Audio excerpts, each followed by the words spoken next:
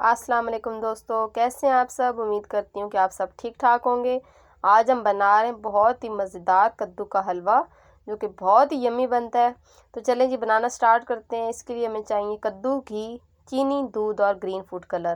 سب سے پہلے کدو دھو لیں گے، اس کا چھلکا ہٹا لیں گے اور اس کو بیج اور گودا بھی اس کا نکال کر اس کو ہم نے کدو کش کر لینا ہے جی۔ کدو کش کر لیں گے اور پھر اس کو ہم شامل کر دیں گے ایک کڑاہی میں، اور اس کے پکانے کا عمل ہم سٹارٹ کرتے ہیں جی۔ فلیم ہم نے آن کر لینا ہے اور اس کے بعد جی ہم نے اس کو پکنے کے لیے رکھ دینا ہے، اور اس میں شامل کر دینا ہے 1 گلاس دودھ کا۔ ہم نے اس میں دودھ اس لیے شامل کیا ہے تاکہ اس کا ذائقہ جو ہے بہت ہی مزیدار بنے۔ اگر ہم نے دودھ کی جگہ پانی شامل کیا تو اس کا ٹیسٹ ویسا نہیں آئے گا۔ حلوہ بن تو جاتا ہے لیکن اس کا ٹیسٹ بالکل ویسا نہیں آتا جس طرح کا ہونا چاہیے، تو اس کے لیے ہم نے اس میں دودھ شامل کیا ہے۔ اس کے بعد آدھا کپ ہم نے اس میں شامل کر دیا گھی۔ گھی کو بھی اس اسٹیج پر ڈالنے کا مقصد یہ ہے تاکہ اس کا جو ریشہ ہے یہ کھلا کھلا رہے، اور یہ جب ہم اس کو گلنے دیں گے تو یہ آپس میں بالکل جڑے نہیں۔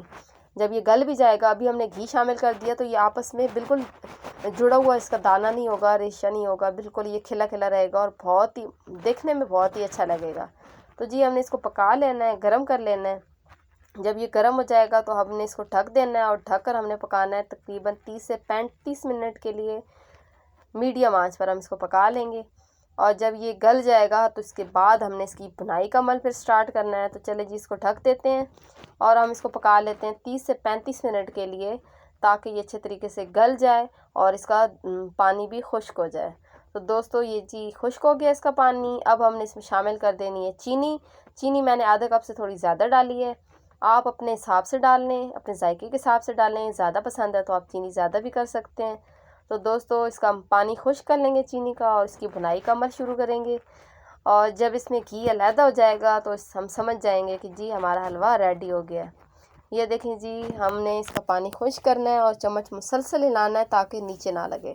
تو دوستو اس کے بعد یہ دیکھیں گھی بالکل علیحدہ ہو گیا ہے، اور اب ہم نے اس میں گرین فوڈ کلر ایڈ کر دینا ہے۔ بالکل چٹکی برابر ہم نے اس میں فوڈ کلر ایڈ کیا ہے تاکہ اس کا جو کلر ہے نا وہ بہت پیارا ہے، ورنہ پکانے کے عمل کے دوران اس کا جو کلر ہے وہ بالکل اڑ گیا تھا اور اچھا نہیں لگ رہا تھا۔ آپ نے گرین فوڈ کلر ایڈ کیا، آپ اپنے حساب سے زیادہ بھی کر سکتے ہیں۔ میں نے بالکل پستہ کلر رکھا ہے، بہت ہی اچھا لگ رہا تھا۔ اس کے بعد ہم نے اس میں اگر شامل کرنے ہیں میوے وغیرہ تو وہ بھی ہم اس اسٹیج پہ شامل کر سکتے ہیں، اور اپنے چوائس کے حساب سے ہم اس میں شامل کر سکتے ہیں جی۔ یہ دیکھیں ہم نے اس کو بھون لینا ہے اچھے طریقے سے تاکہ گھی سیپریٹ ہو جائے، اور یہ ہمارا حلوہ بالکل ریڈی ہے۔